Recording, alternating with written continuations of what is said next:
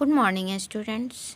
Student, today I would like to teach you development of agriculture in India. यानी कि भारत में कृषि का विकास, ये है हमारा चैप्टर। और इस चैप्टर को आज हम लोग समझेंगे। In this chapter, we will learn about the changes in the field of Indian agriculture after independence. इस चैप्टर में हम लोग पढ़ेंगे कि स्वतंत्रता के बाद भारत में कृषि का बदलाव किस तरह से हुआ। Under this scheme, Government of India launched different programs. इस स्कीम के तहत भारत सरकार कई प्रोग्राम का उद्घाटन किया। Today, agriculture plays an important role in our economic development. आज एग्रीकल्चर जो है हमारे आर्थिक विकास में महत्वपूर्ण रोल निभाता है। Agriculture has to play two important roles. कृषि जो है दो महत्वपूर्ण रोल निभाता है। Firstly, adequate amount of agricultural production should take place so that requirement of the people could be fulfilled and poorer people can easily get the food.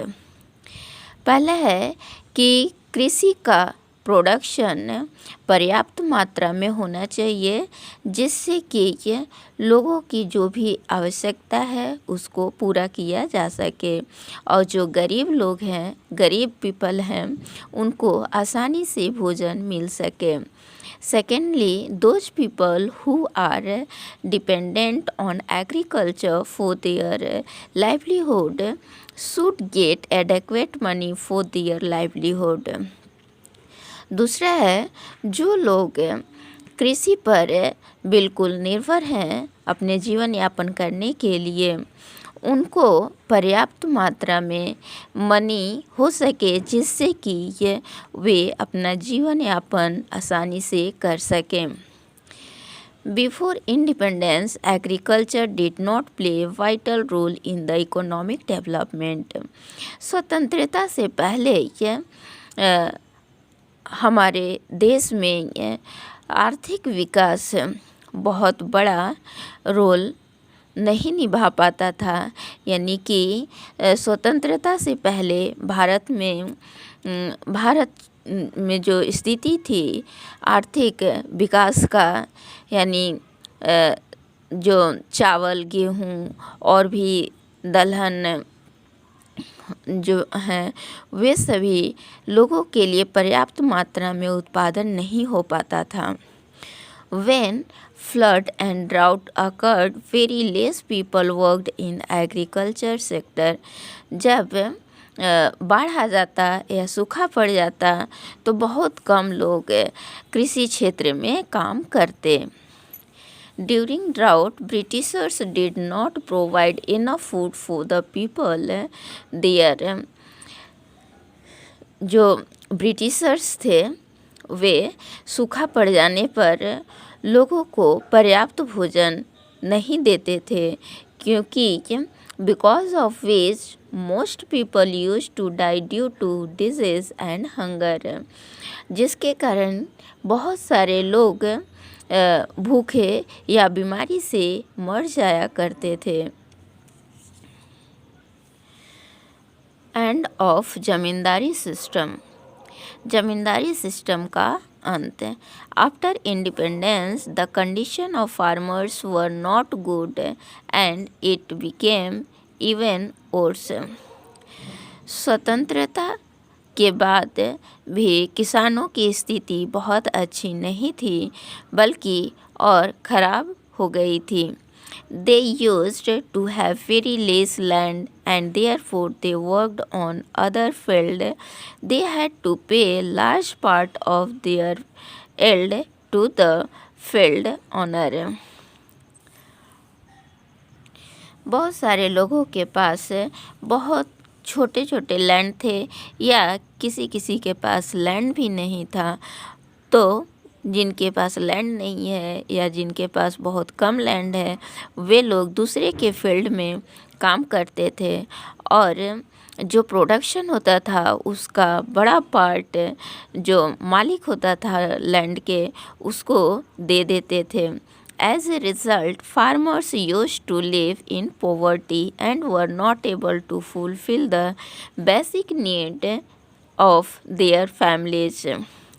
जिसका परिणाम यह होता था कि फार्मर्स गरीबी में रहने के लिए विवश होते थे और उनके परिवार की जो बेसिक नीड्स होते थे, जो आवश्यक वस्तुएं होती थी, वो भी उनको पूरा नहीं हो पाता था।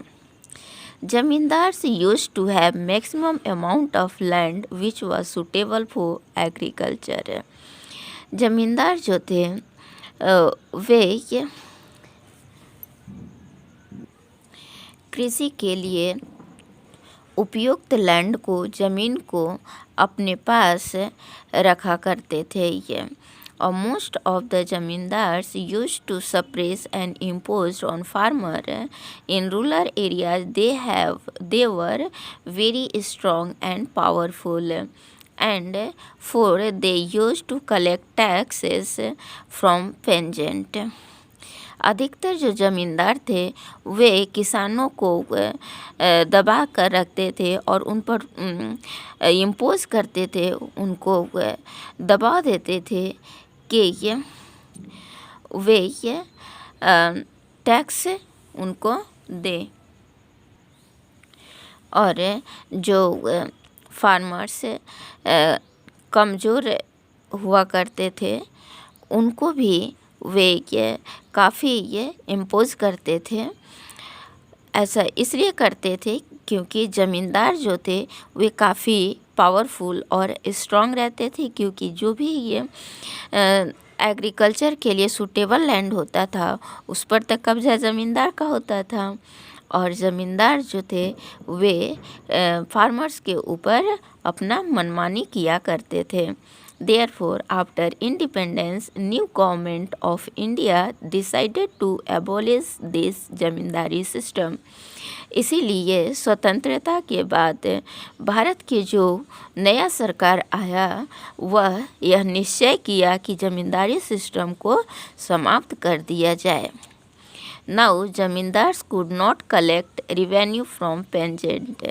और अब जो है ज़मींदार किसानों से टैक्स कलेक्ट नहीं कर सकते।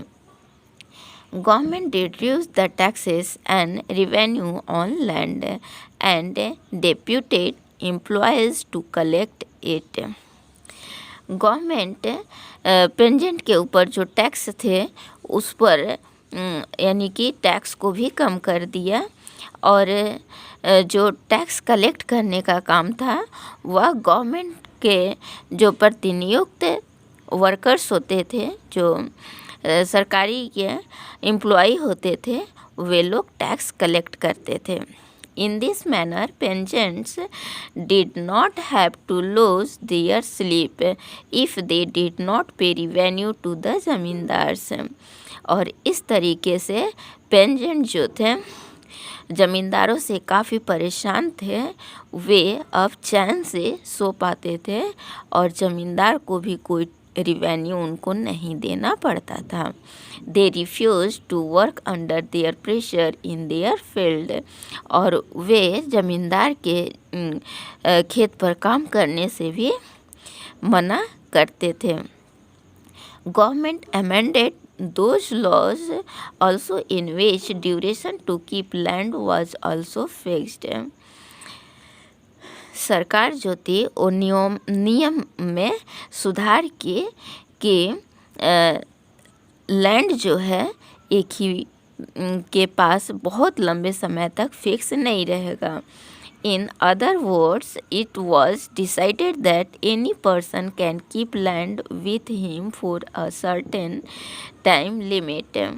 दूसरे शब्दों में यह कहा जा सकता है कि कोई भी व्यक्ति लैंड को बहुत लंबे समय तक नहीं रख सकता, यानी कि ज़मीन को एक लिमिट समय तक ही रख सकता। Due to this policy zamindars got tensed because they had to leave their 100 acres of land and had to distribute it to the landless pageant.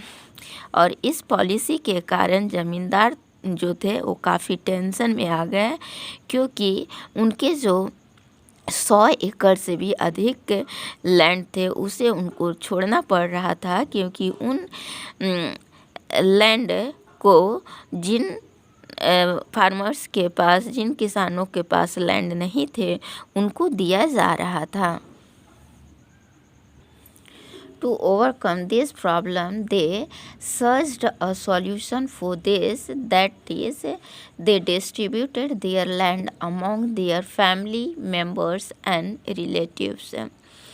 इस तरह से कि जो पॉलिसीज़ बनी उस पर काफ़ी प्रॉब्लम आने लगी, तो इस प्रॉब्लम को सॉल्व करने के लिए एक आइडिया लाया गया, और वह यह था कि जो लैंड ज़मींदार के पास लैंड है उसको लैंड लेस फार्मर्स को न देकर बल्कि उस ज़मींदार के रिलेटिव्स और फैमिली मेम्बर को ही दिया जाए। Zamindar showed government that the land was owned by many people, but in reality the whole land was in their lands and were earning from it as easier they used to do. जब ऐसा कर दिया गया तब ज़मींदार जो थे वो यह दिखाने लगे कि उनके पास जो लैंड है वह लैंड सिर्फ उसका मालिक वे स्वयं नहीं है, बल्कि बहुत सारे लोग हैं। लेकिन वास्तविकता में ऐसा नहीं था। वास्तविकता में था कि उस लैंड पर जो भी अर्निंग होती थी वे खुद ही लिया करते थे। Increases in irrigation and construction of dams, यानी कि सिंचाई की सुविधा में बढ़ोतरी की गई और डैम्स बनाए गए। In between 1950 to 1966, Government of India put lot of capital in irrigation and electricity project. 1950 to 1960 के बीच भारत की जो सरकार थी वह इरिगेशन फैसिलिटी देने के लिए और इलेक्ट्रिसिटी प्रोजेक्ट के लिए बहुत सारे प्रोजेक्ट लाए गए। It was thought that through this plans production in crop yield will increase. सोचा जा रहा था कि इस तरह के प्लान से कि क्रॉप के प्रोडक्शन में बढ़ोतरी होगी। Irrigation facilities and electricity dams were constructed, और इरिगेशन के फैसिलिटीज़ देने के लिए और इलेक्ट्रिसिटी के लिए डैम्स बनाए जा रहे थे। Some of them are Bhakra Nangal dam बनाया गया जो पंजाब में है। दामोदर वैली वेस्ट बंगाल में है। हीराकुंड डैम उड़ीसा में है। आप सभी क्लास 5 में पढ़े हो। हीराकुंड डैम जो है उड़ीसा में है। नागार्जुन सागर आंध्र प्रदेश में है। गांधी सागर आंध्र प्रदेश में है। पंडित रविशंकर शुक्ला रिजर्वर छत्तीसगढ़ में है। इसके बारे में भी आप क्लास 5 में पढ़ चुके हो। Due to this, productivity of irrigational land increased and rise in crop production took place. और इस तरह के कंस्ट्रक्शन करने के बाद इरिगेशनल लैंड जो था वह बढ़ गया, और इरिगेशनल लैंड बढ़ने के कारण क्रॉप में प्रोडक्शन भी बढ़ा। Along with this land area for crop production was also increase. और इस तरह से कि क्रॉप प्रोडक्शन के जो एरियाज थे वे भी बढ़ गए। The main reason behind this was that the land area used for farming was surrounded by forests and Ghats, जिसके कारण जो फार्मिंग करने के लिए जो लैंड थे वे सभी जंगलों से घिरे हुए थे या फिर घाट से घिरे हुए थे. At that time farming and production of yield was considered to be a better job and there was rise of cultivated lands. और फार्मिंग के कारण उस समय फार्मिंग में प्रोडक्शन के लिए वर्कर्स की ज़रूरत थी और उस वक्त बहुत सारे जॉब एग्रीकल्चर सेक्टर में भी दिए जा रहे थे और जॉब के अच्छा अपॉर्चुनिटी थी क्या. और इस तरह से कल्टिवेटेड लैंड भी बढ़े. On looking at figure first and second, ये देखिए फिगर फर्स्ट है और ये second, we can understand it accurately. इन डायग्राम के द्वारा आप सभी एक्यूरेट वैल्यू समझ पाएंगे कि प्रोडक्शन जो लैंड लैंड थे एग्रीकल्चर के लिए प्लान के पहले यानी प्रोजेक्ट बनाने के पहले कितने थे और प्रोजेक्ट बनने के बाद इरिगेशनल लैंड या फिर क्रॉप प्रोडक्शन करने के लिए लैंड में बढ़ोतरी हुई. यहाँ देखिए 1951 में 2697 लाख एकड़ ज़मीन है, जबकि 1966 में 3405 लाख एकड़ ज़मीन हुए.